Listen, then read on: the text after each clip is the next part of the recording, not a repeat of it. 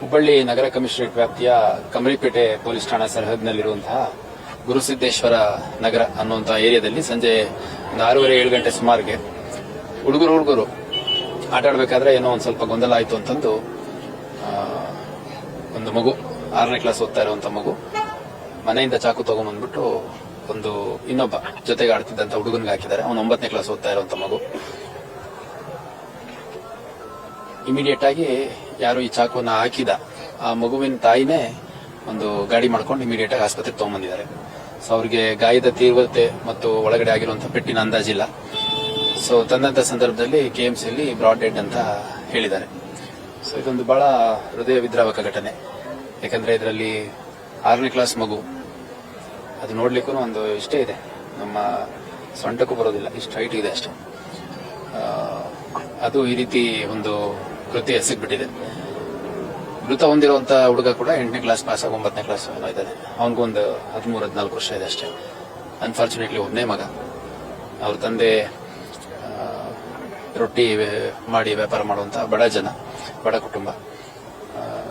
ಈ ಆರೋಪಿ ಬಾಲಕ ಏನಿದೆ ಅವನು ಕೂಡ ಬಹಳ, ಅವ್ರ ತಂದೆ ತಾಯಿ ಎಲ್ಲ ಬಹಳ ಒಂದು ಪುವರ್ ಬ್ಯಾಕ್ ಗ್ರೌಂಡ್ ಇರುವಂತವ್ರು. Very unfortunately this incident has happened.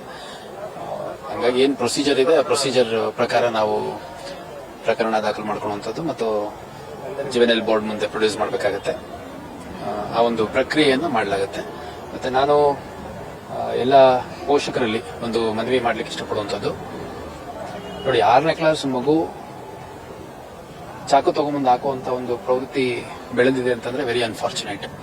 ಎಲ್ಲೋ ಒಂದ್ ಕಡೆ ಇದು ಟಿವಿ ಇರ್ಬೋದು, ಮೊಬೈಲ್ಗಳಿರ್ಬೋದು, ಆಮೇಲೆ ಮುಖ್ಯವಾಗಿ ಟಿವಿ ಮತ್ತು ಮೊಬೈಲ್ಗಳಲ್ಲಿರುವಂತಹ ಕ್ರೌರ್ಯ ಇರ್ಬೋದು. ಅದ್ರ ಜೊತೆಗೆ ಎಲ್ಲೋ ಒಂದ್ ಕಡೆ ತಂದೆ ತಾಯಿಗಳು ಆ ಮಕ್ಕಳನ್ನ ಗಮನಿಸೋ ರೀತಿಯಲ್ಲಿ ಮತ್ತೆ ಅಕ್ಕಪಕ್ಕದ ಮನೆಯವರು, ಸಮಾಜ ಎಲ್ಲರೂ ಈ ಒಂದು ಘಟನೆಯಿಂದ ಎಚ್ಚೆತ್ತುಕೊಳ್ಳಬೇಕಾಗಿದೆ. ಯಾಕಂದ್ರೆ ಆ ಮಗುನ ಇನ್ನೂ ಆರೋಪಿ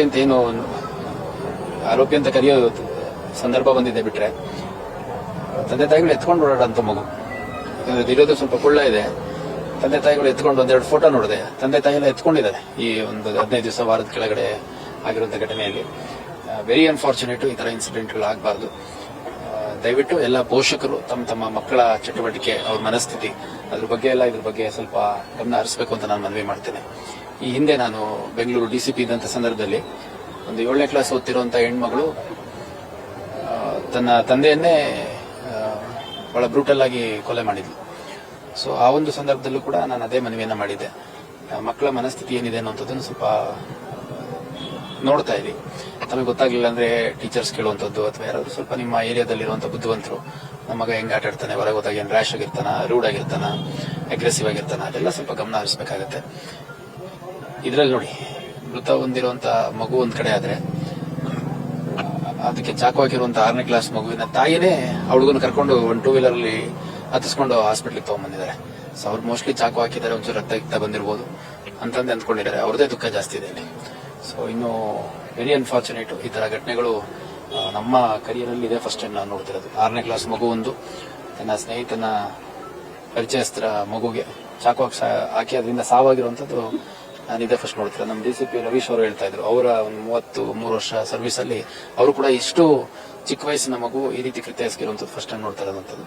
ಸೊ ಹಂಗಾಗಿ ಇದೊಂದು ಸಮಗ್ರವಾದಂತಹ ಆತ್ಮಾವಲೋಕನ ಪ್ರತಿಯೊಬ್ಬರಲ್ಲೂ ಆಗ್ಬೇಕು ಅಂತ ನಾನು ಈ ಸಂದರ್ಭದಲ್ಲಿ ಹೇಳಿಕ್ಕೆ ಇಷ್ಟಪಡ್ತೀನಿ.